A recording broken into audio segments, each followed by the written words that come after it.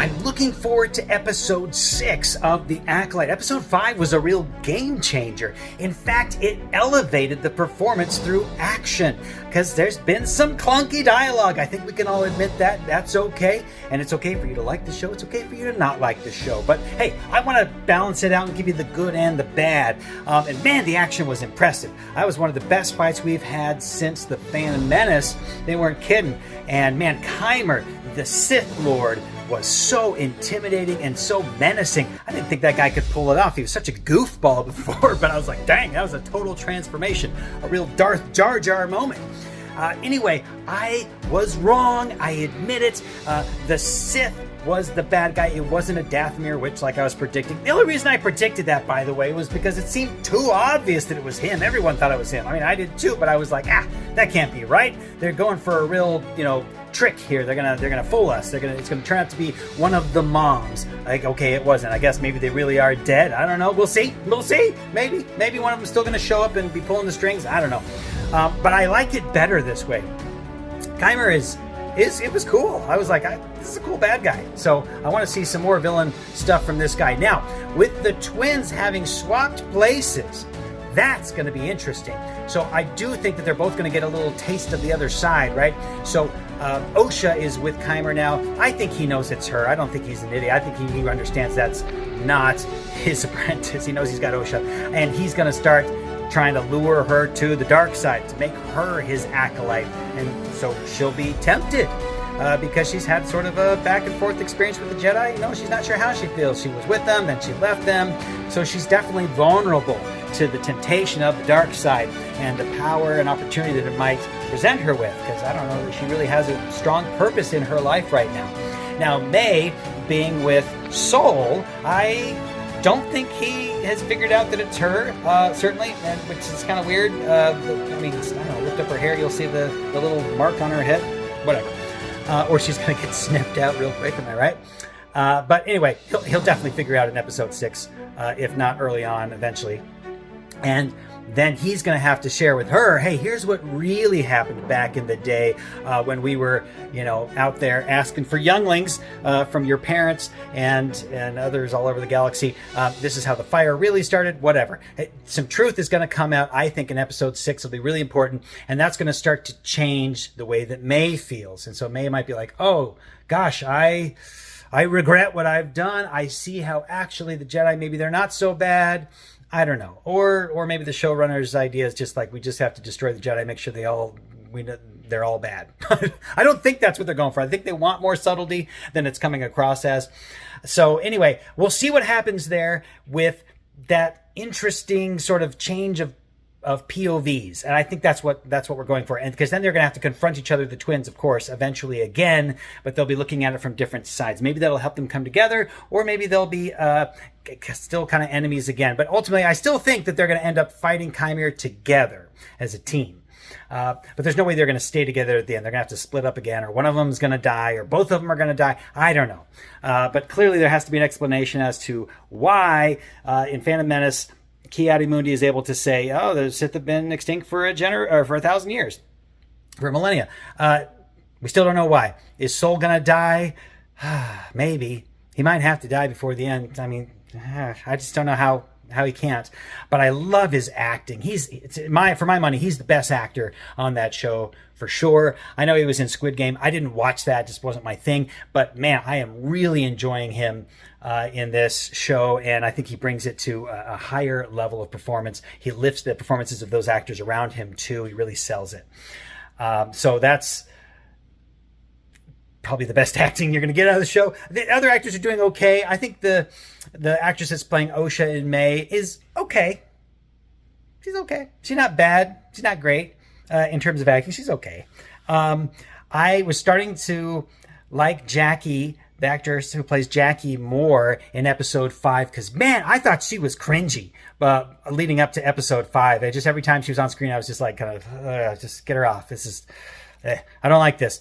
It's just the way she, and it's not really her fault. It was like the lines they gave her. Again, the clunky dialogue that's holding the show back from its potential.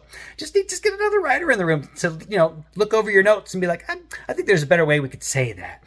Because some of the lines are just, They're just cheesy. I saw, and I can't even remember what channel it was. I saw a review recently from a big time YouTuber. Again, I'm not a big time YouTuber. I'm just a chump telling you what I think. But he was talking about how this show it's like it was made for kids in a way, right? Like there are some lines that are spoken that are just kind of throwaway lines that make it sound Star Warsy, but they don't really mean anything.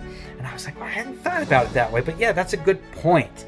Like you're watching the Clone Wars or something on Disney Plus, and it's for kids, sort of. I know Clone Wars is kind of for kids, but anyway, I think that's true. And so it would have been nice if rather than because it feels like what they did is they had like an idea of like different scenes that they thought would be cool.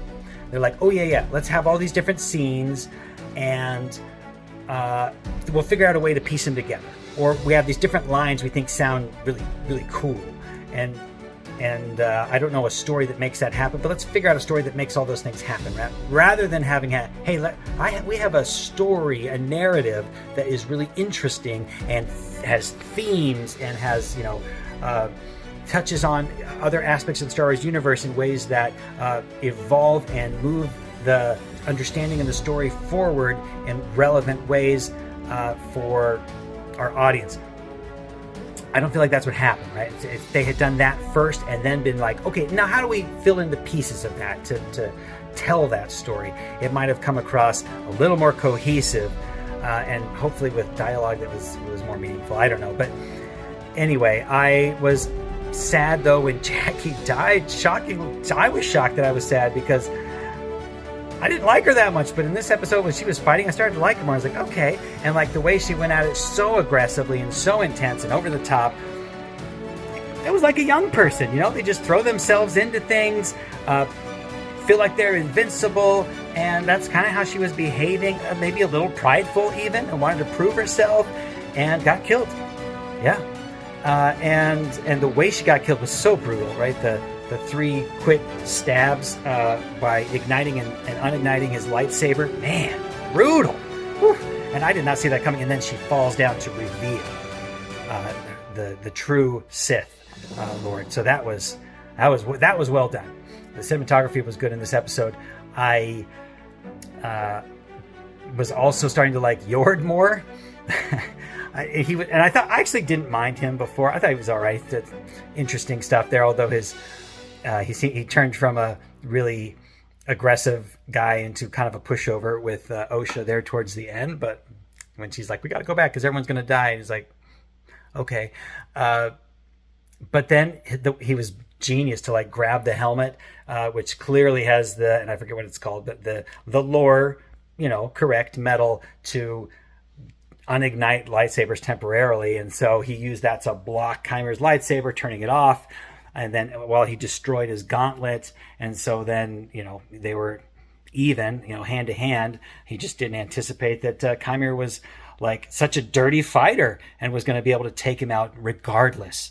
And he mentions that, right? He's like, that makes no sense the way he fights. I don't get this, right? Because they're not used to fighting people who don't follow the rules. They fight dirty. They do what they want, right? The Sith don't care about the Jedi's, rules of ethics and war and what's appropriate, right? They're going to do what they're going to do.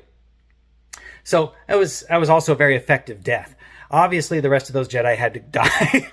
So they got cut down like chumps, like red-shirted crewmen. But Soul, man, something's going to have to happen, right? So I don't know. Let's just see where this goes. Now, I have some questions that are still lingering. So and I can't remember his name either, but Kalnaka, the Chewbacca, Kalnaka, the Wookiee Jedi. I mean, I got questions because he drew those same symbols that the space witches, I'm not going to call them Dathomir witches because I guess they're their own coven, their own different order. But he was drawing the same symbols all over his little hut. Why? Is that guilt eating him up inside and he just, I don't know, is obsessed with it now? Is he trying to study it? Is he trying to learn more? What's going on there? I want to know. Also, I've heard the complaint out there that Osha and May that especially May, that her loyalties and her motivations were changing back and forth too fast. The flipping was happening without explanation. And so I think what was happening is first she's saying, oh, Osha's alive. That changes everything. I'm going to turn myself into the Jedi. And then people were saying, well, then why did she start fighting Jackie? Because her master showed up first. That's why, right? So suddenly, that's why it changed. She was terrified. She went into lizard brain, fight or flight. She's like, I got to get out of here because he's going to kill everyone, including me. He will kill me. I just have to leave, whatever it takes. So when Jackie tries to stop her and arrest her, she's like, I can't allow this. I'll get killed. So even if that means I have to kill Jackie and fight her to the death to get away, I will do it, right? That's what changed because she was so scared. And then I guess when she felt like she got far enough away and she found Osha again, and tried to hug her and, I don't know, reconcile in some fashion, get her to come with her. She was still trying to get out of there, but she did slow down to try to bring Osha with her. But then she blasted her and what, I don't know. I don't know if what she's thinking, because she's got to be thinking, Osha's going to get killed now by Keimer in her mind. I don't know. But clearly Keimer is like, I'm going to see if this is going to become a good acolyte. Now, this other sister who is loyal and does what she says she's going to do.